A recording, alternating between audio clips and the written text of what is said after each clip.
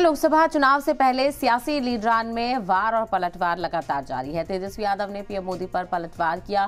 तेजस्वी ने कहा कि पीएम मोदी ने हम लोगों को गाली देने की जगह मुल्क को क्या दिया है। तेजस्वी ने कहा कि पीएम मोदी ने 10 सालों में महंगाई और बेरोजगारी दी है।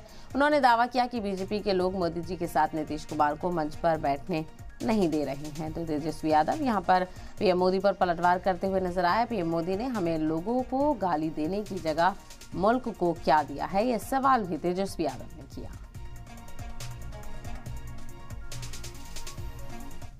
पीएम के मंच से नीतीश कुमार कहीं नहीं दिख रहे हैं। हम तो यही प्रार्थना करते हैं कि कहीं भी रहे, अच्छे रहे, हमारा पूरा सम्मान है, स्वस्थ रहे। हालांकि सूचना जो मिल रही है कि भाई भाजपा के लोगों ने मना कर रखा है कि प्रधानमंत्री के साथ मंच पे जो है नहीं बैठना है। क्यों? अब ये हम नहीं बता सकते। अब जो मना किया है, जो नहीं जा रहा है, उससे पूछिए। हमको जो खबर आ रहा है तो हमको तो यही खबर है कि भाई भाजपा के लोगों ने मना किया।